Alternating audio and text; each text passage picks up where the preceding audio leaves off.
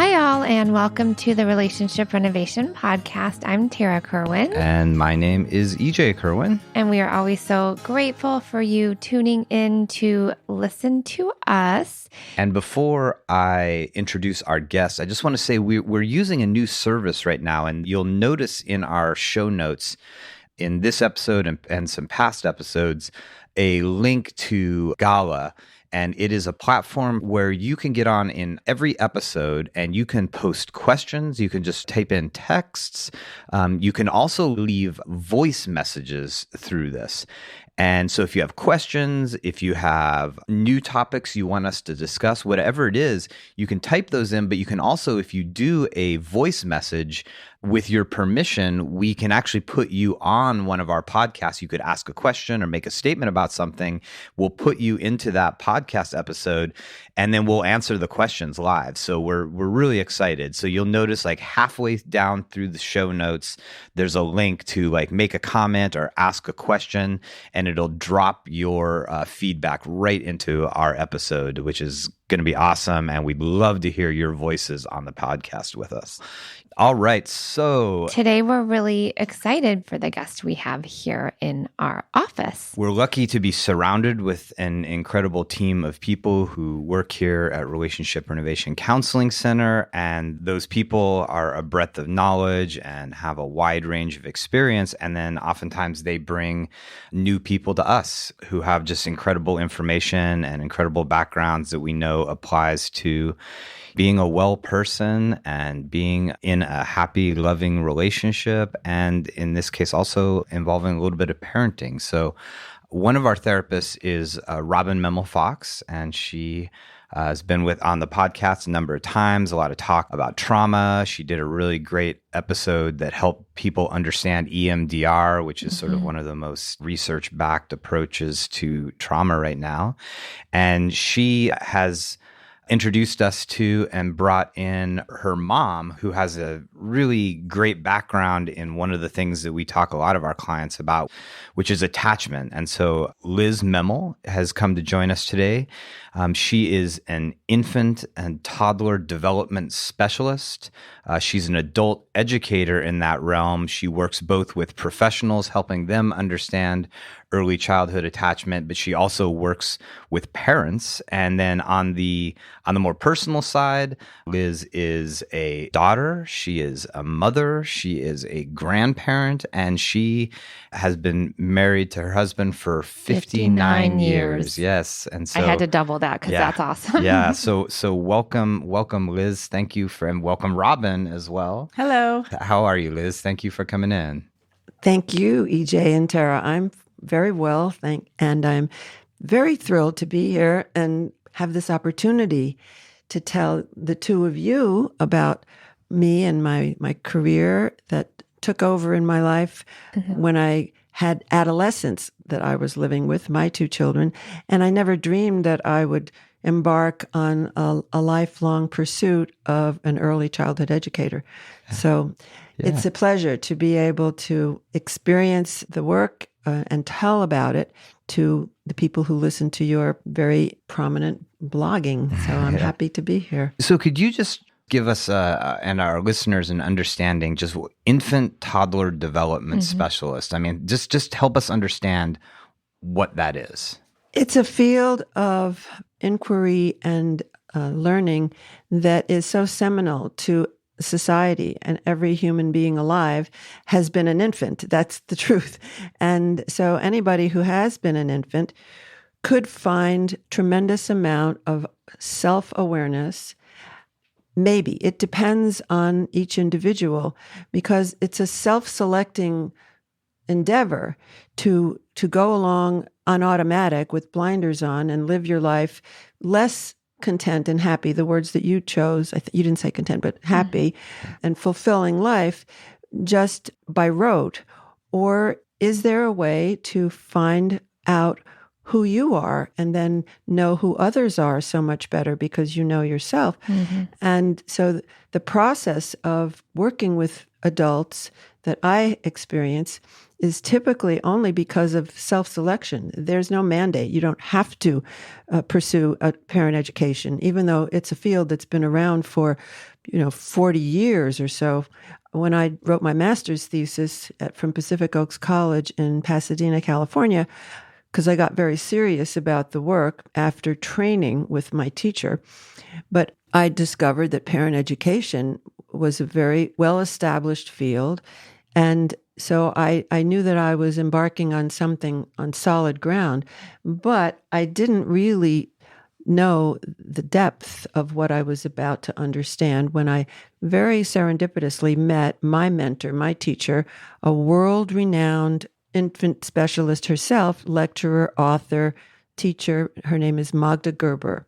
And she changed my life because, as I said, I never would have dreamed that this was a field that I would embark on and get that serious to go back to grad school at age 51. Wow.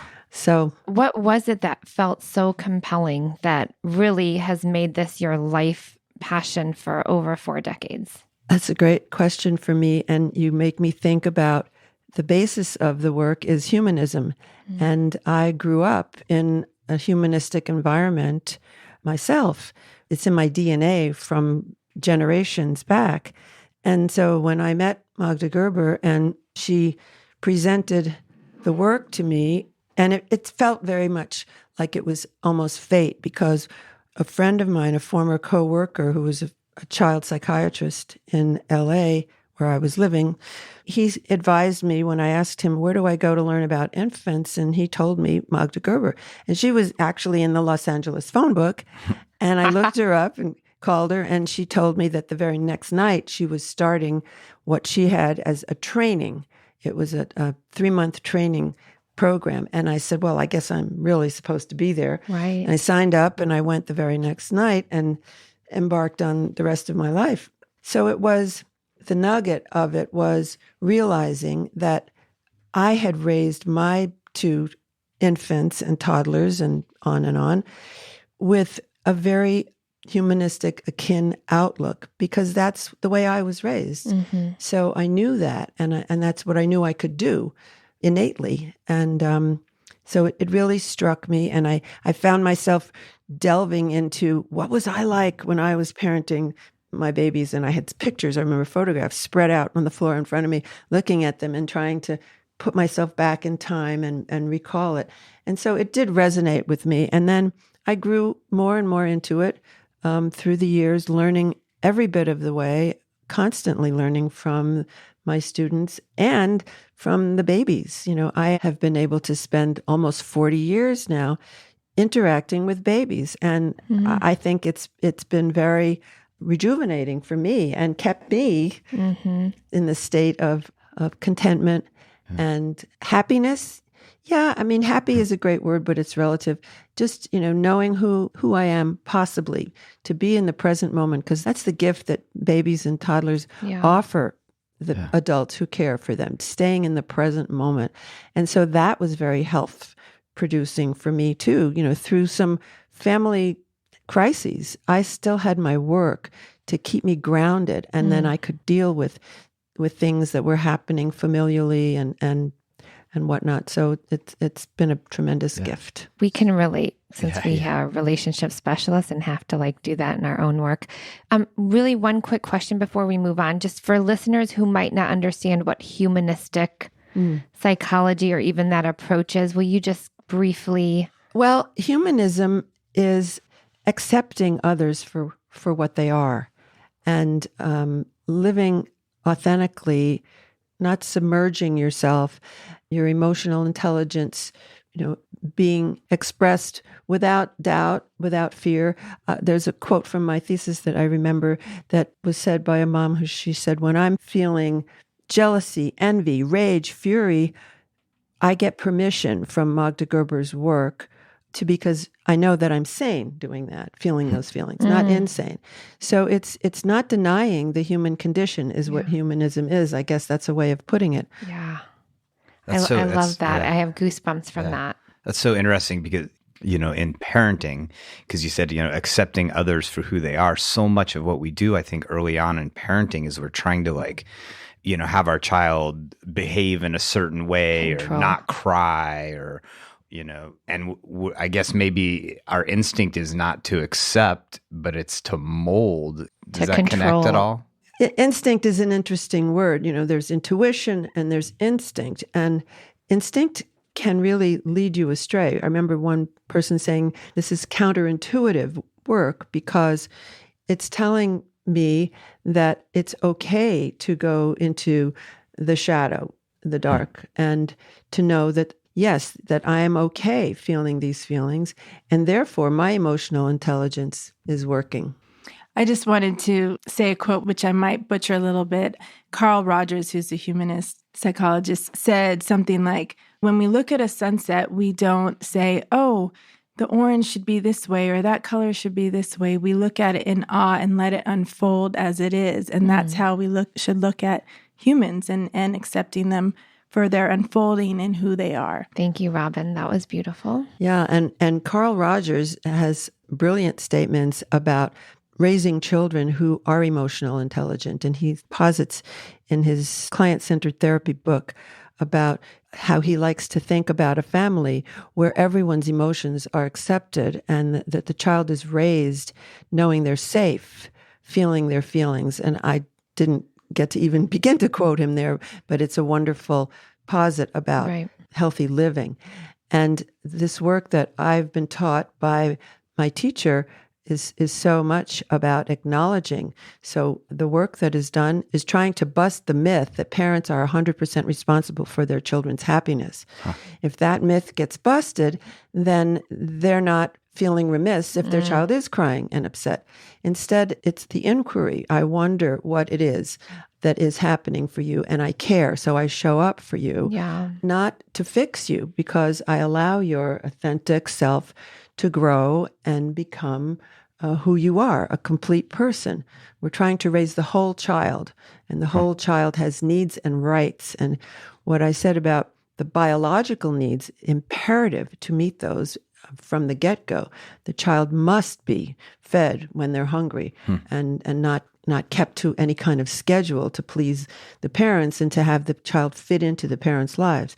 No, it's just dropping out of your usual. Thank you for sharing that, because that is exactly the work we do with our couples here.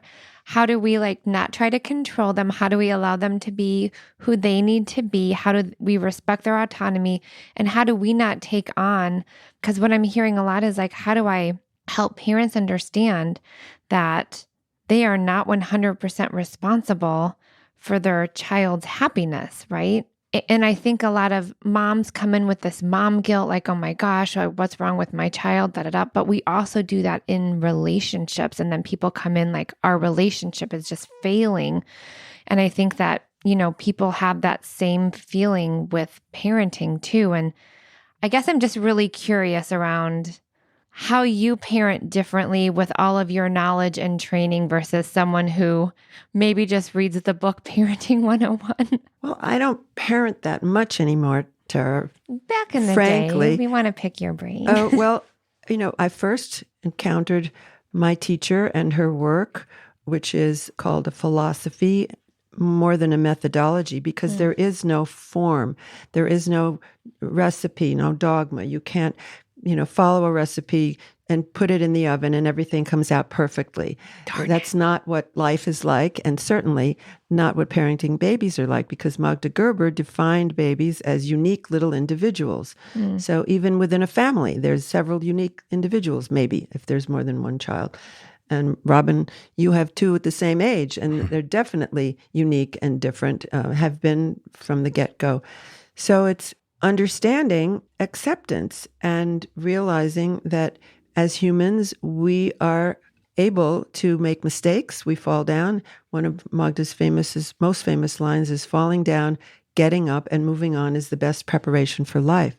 So literally, when children, young ones, stumble as they're crawling or take a fall when they're toddling, then get themselves up again because they are motivated. All infants are motivated from within, she says, on a number of places. But Tara, the thing that happens for the families that get involved in this work is a very major transformation of their view, because how we care for infants depends on how we see them. And if we see them as totally dependent, unable, incapable, then we're going to care for them in a completely different way. So our goal is to help parents learn to see through the eyes of someone who empathizes and shows up empathetic, but understands that the child is capable of the gamut of experiences, and to empower them by supporting their autonomy. And it goes big time from the start when infants are allowed to move according to their own individual body wisdom, as Magda called it. Sensory integration is another grander term for it.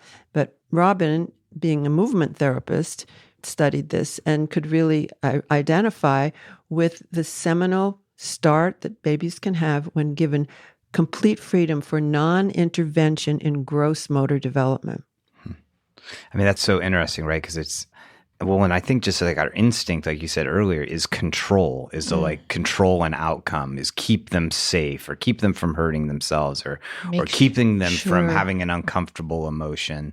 And it's interesting, that parallel that Tara was talking about it's our first instinct with a 0 to 4-year-old, but then it's also our first instinct with our partners and everybody else in our life is like, if it's uncomfortable, stop it from happening. Don't let it happen.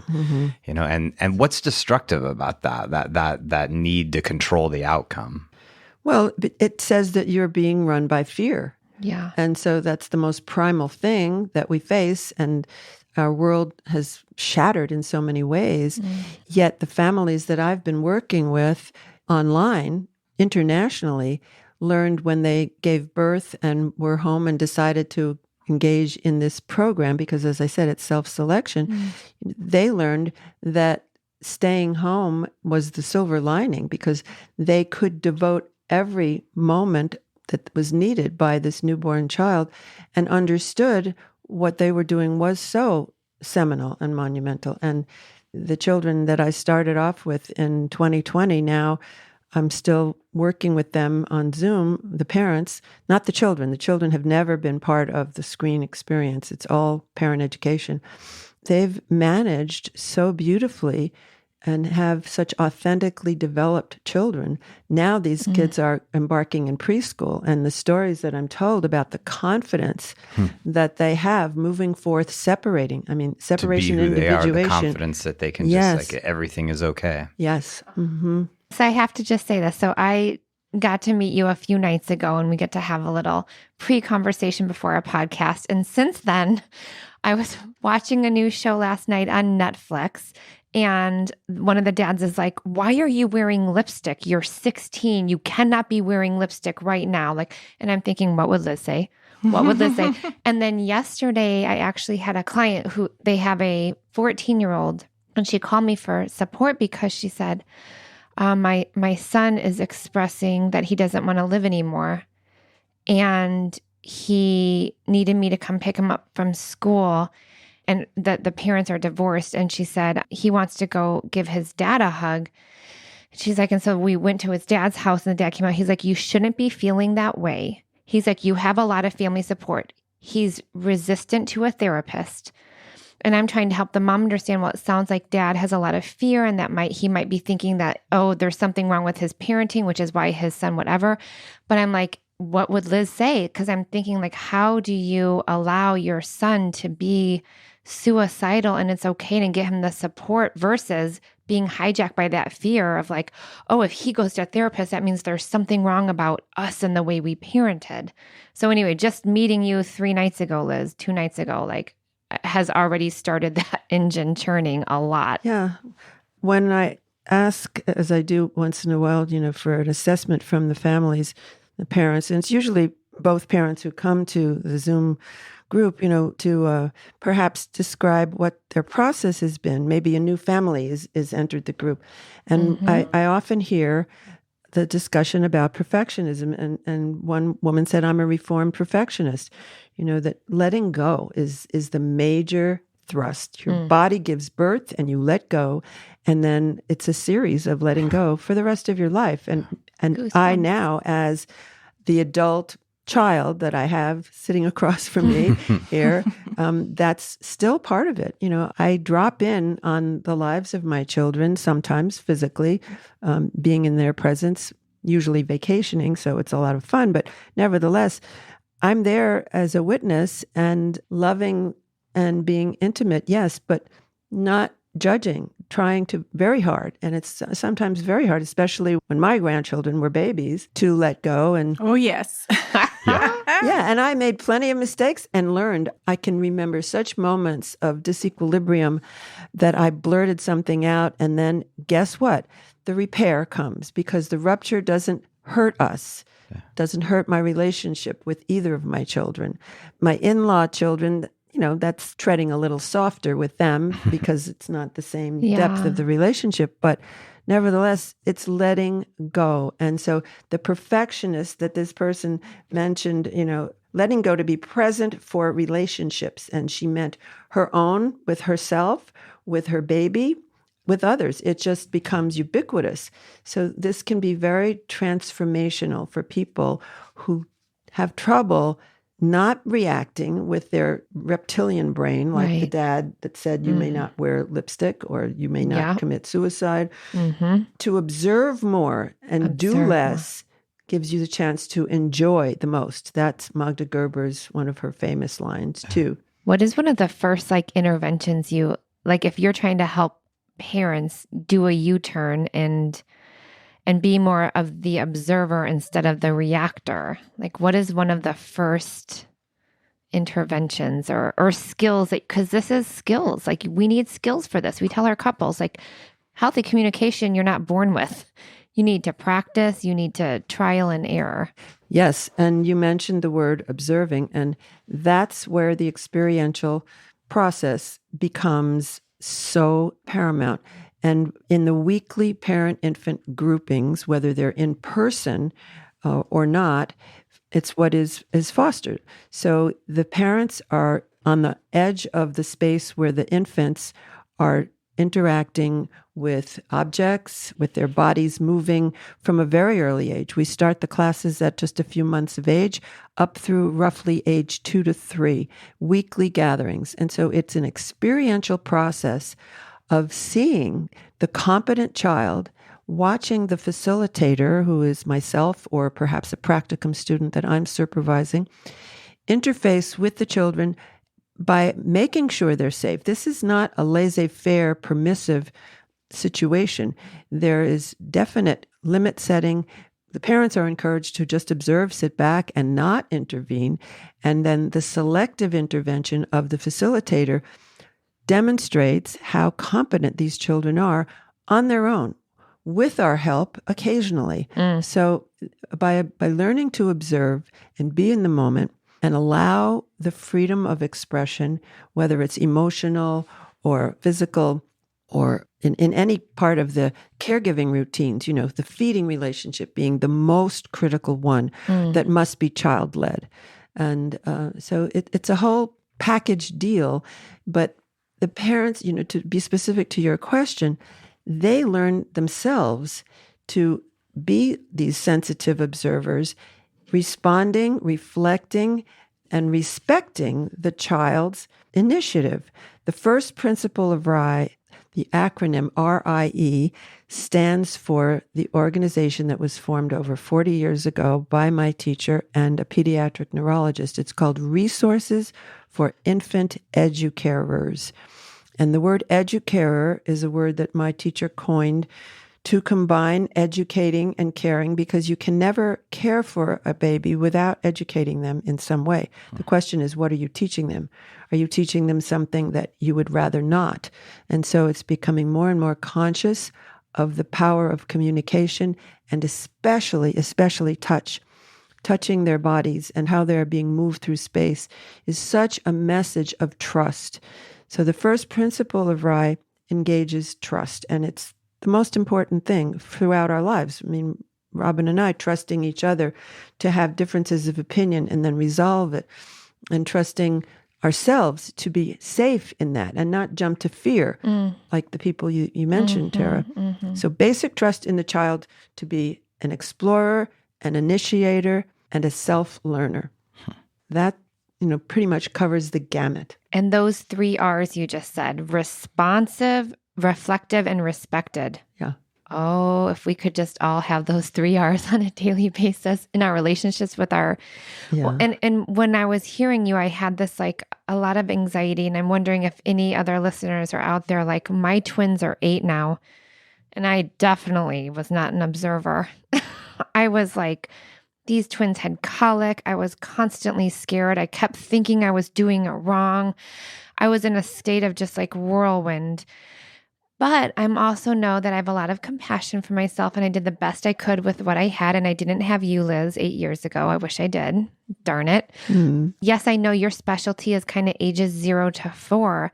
But like, what if, our kids are 8 or 10 or teenagers? Like, how can we still know that like doing this is not like we haven't messed up our kids, right? That's the whole premise behind this, is like that they are competent. They are their own autonomous beings, and we just have to provide, right? Food, shelter, clothing, love, nurturing. And guidance. There's also the guidance that we give because we have information that they don't have, especially as infants and toddlers. Right.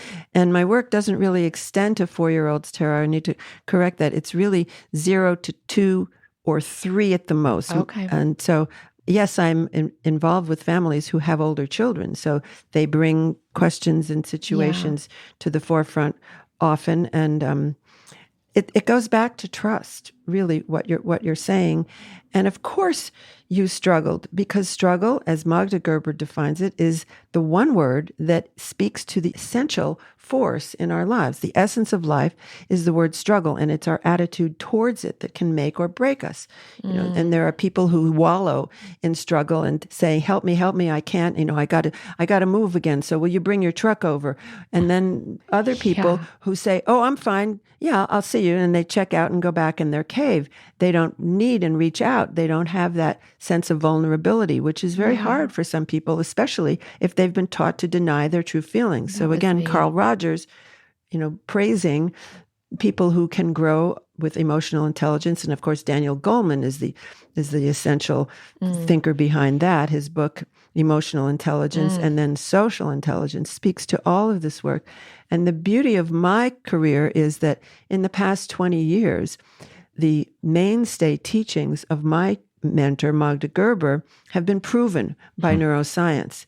And so it's very exciting to know how her practice, if you will, of teaching to communicate to the babies from the start, telling them especially what you are going to do before you do it, and slowing down and skipping that beat, waiting for a response of some kind, because even the youngest baby will indicate in some way with eye contact, perhaps, which is the most powerful exchange of infants and parents, because it's sending hormones and building the brain cells of both people. Yeah, I was going to add that for me, what I learned most from my mom and having, the twins myself and going through that process, it was a blessing and a curse at times because mom's expert and, all these things. And I wanted her to just be Nana.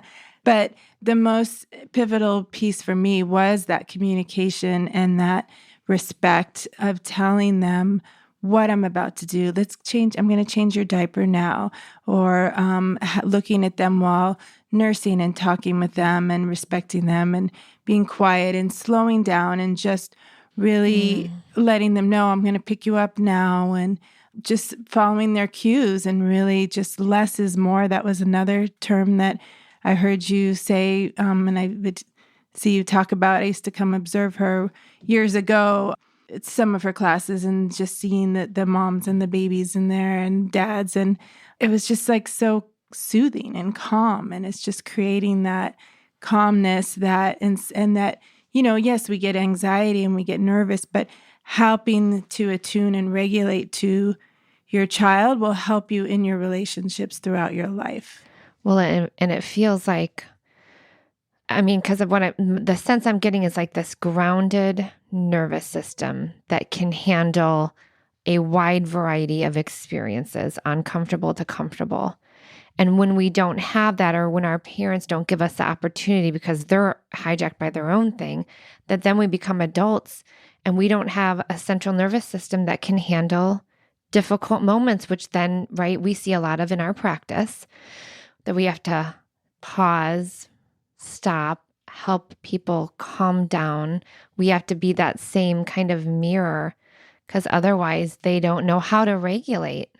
This is why this is so important, regulation from an early age. Yeah, and so what's happening with the babies is during the educaring, the caregiving times, which are 4 passages, dressing, bathing, feeding, and diapering, it's the chance to, as you said, to slow down and attune. Attunement is a kind of a buzzword that gets thrown around a lot, but what Magda Gerber is really meaning is that their biological needs get met in attunement that is responsive, those 3 R's that you liked, Tara, Mm-hmm. and that the parent is learning how to be in that sacred space of doing less by the experiential process of the weekly dose of support.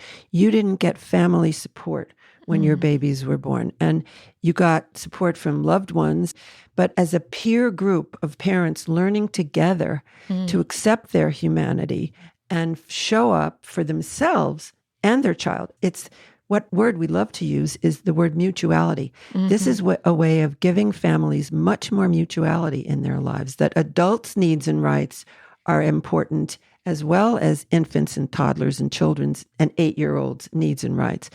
And under the same roof, there can be this mutual lifestyle where there is regard for each other and knowing that I'm not the center of the universe just because I'm your baby or babies in your case.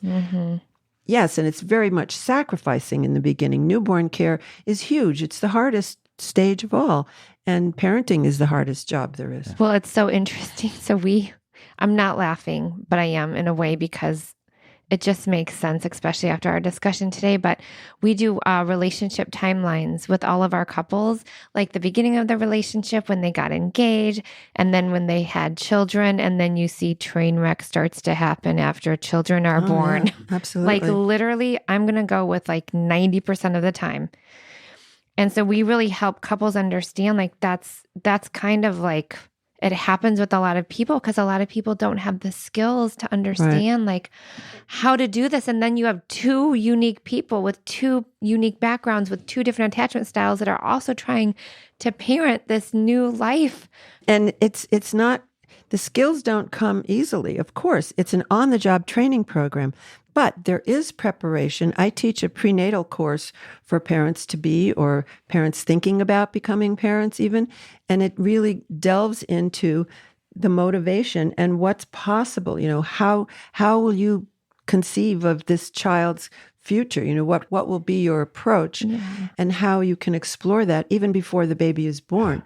So it's great preparation. I've had wonderful success with families who then enroll in the classes with the children afterwards.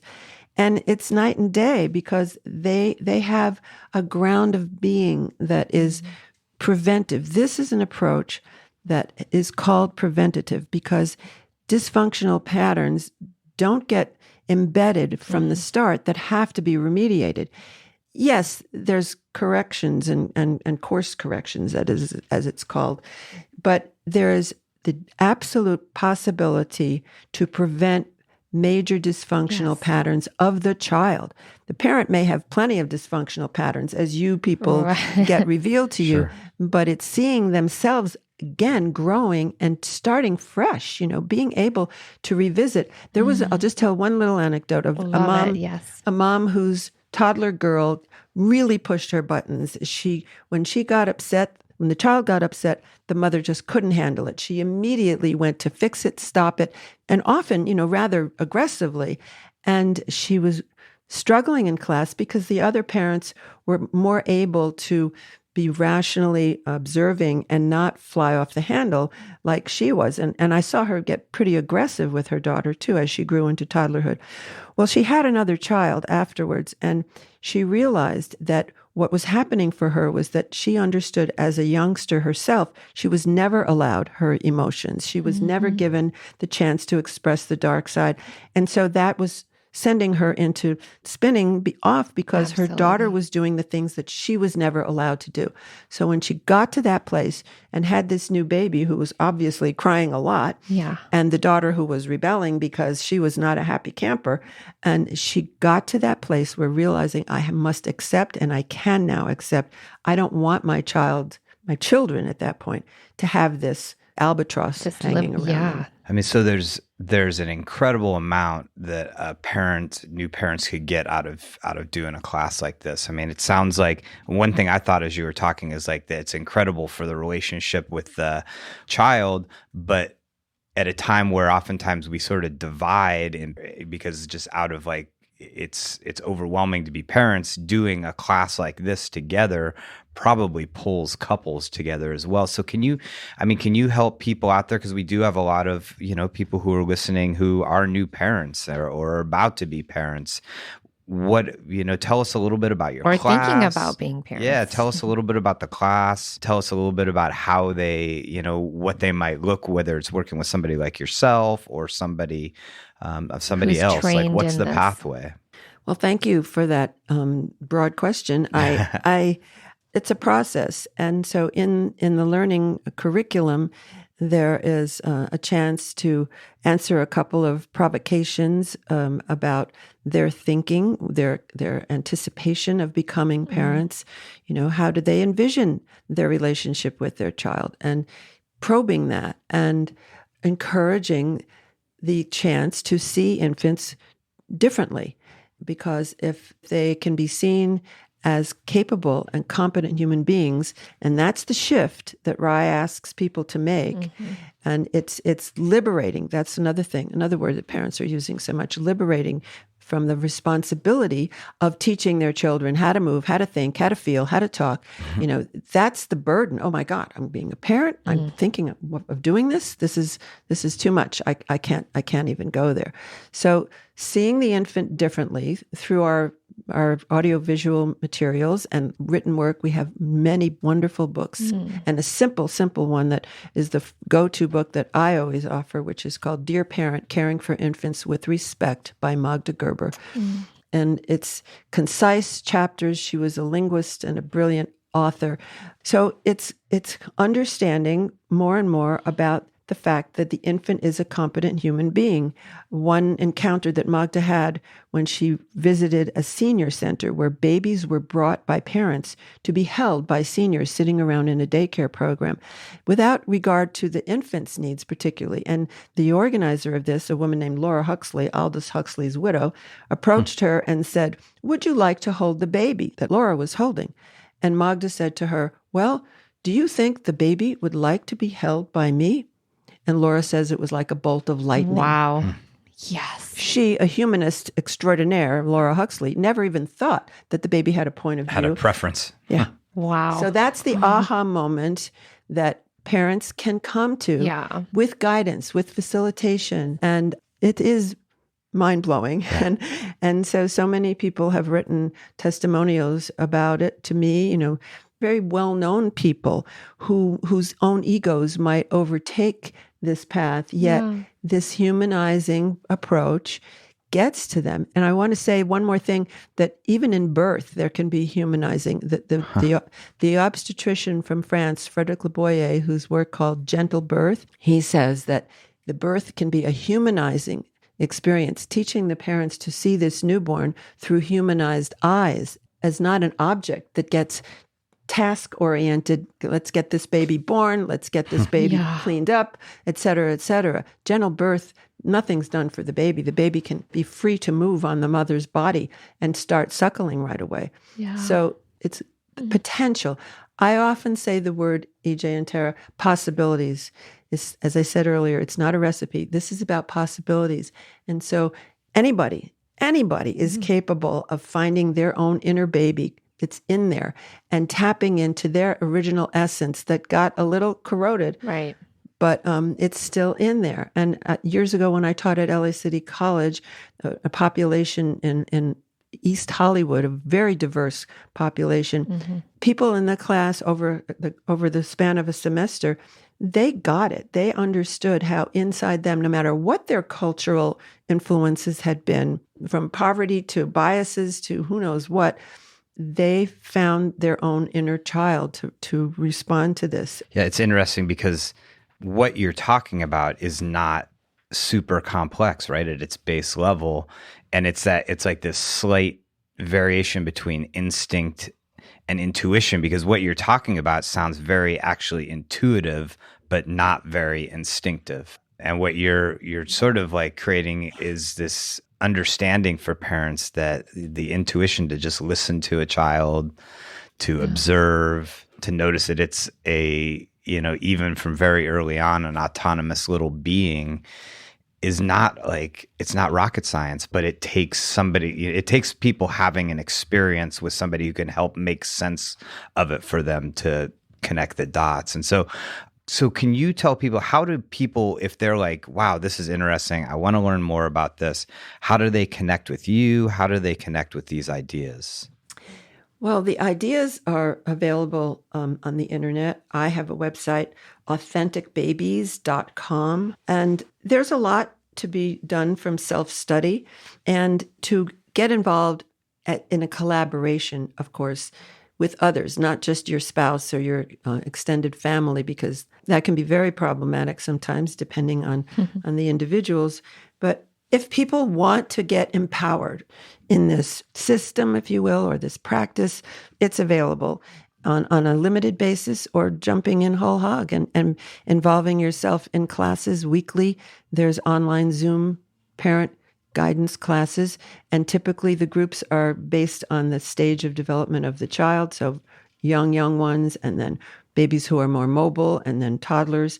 And EJ, when you mentioned the word autonomy, it's a free choice that people can make if they feel so inclined, because parenting is the hardest job, yet it's the one that there's no classes to prepare for. You have to get a license to drive, et cetera, et cetera. Exactly. So to be empowered for both the parent and the child to be making choices, learning from within themselves, and there's no denying your inner self once you start going down that nice hole, not a rabbit hole, and to take responsibility for autonomy. And I believe that that's what the babies are getting, just simply from the start, where they are in charge of whether or not to turn from their backs to their stomachs, rather than being put on their stomachs. That is learning to take responsibility for themselves. So the research out there right now, right, with parenting and the type of parenting is that so helicopter parenting, we see it a lot more these days. And it's like,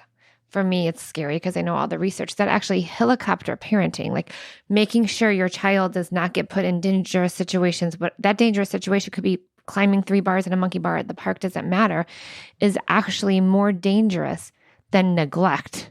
Because when we are in a place of helicopter parenting, we are not teaching our children how to have their own autonomy, resilience, resources. And I don't think parents out there, I think they think, well, helicopter parenting is just like me loving them and I want to make sure that they're really safe. But actually that it is, and research shows this, more dangerous. Yeah, it's putting them in a state of learned helplessness. So they are dependent instead of interdependent in a healthful way, beneficial interdependencies. They need us for food and care. And then the very beneficial independencies. Yeah. Well, thank you very much, Liz. This literally be here all day. Yes. And you want to try it for another baby, and we could just try this out. I'm good. Thank you. I mean, you've been a wealth of information, wealth of insight. There's a few books that you mentioned, your website. In our show notes, everybody, you can go check it out. We'll give you links to get that information. Thank you so much. This has been a fun, fascinating, deep conversation. Thank you so much. It's a pleasure to get to know you. And thank you, Robin, for introducing us. Yeah. Thank you, Mom. Robin. Thanks for being a great mom. I love this. I feel so grateful to be here in your presence, learning your wisdom, learning from you, and just meeting you 2 nights ago. My brain I'm already doing stuff differently with my children. It's crazy. And I'm not getting mad at myself for not having these tools for the first 9 years. It's all good. Yeah. I think our children are going to be okay. Yes. I hope. All right. Well, as always, thank you all for listening. We really value your feedback. If there's other topics that maybe this, sort of germinated inside of your head, things you'd like to hear more about, please reach out, info@relationshiprenovation.com. Follow our Instagram, our Facebook, our TikTok. We just really enjoy doing this and providing this information. We learn. That's what's amazing too, is we come out of these podcasts learning a heck of a lot more than we knew going in. So thank you so much. Yeah. And as always, just take care of yourself, take care of each other. All right. Bye-bye. Bye. Me and you just singing on the train. Me and you listening to the rain. Me and you, we are the same. Me and you have all the fame we need. Indeed, you and me are we.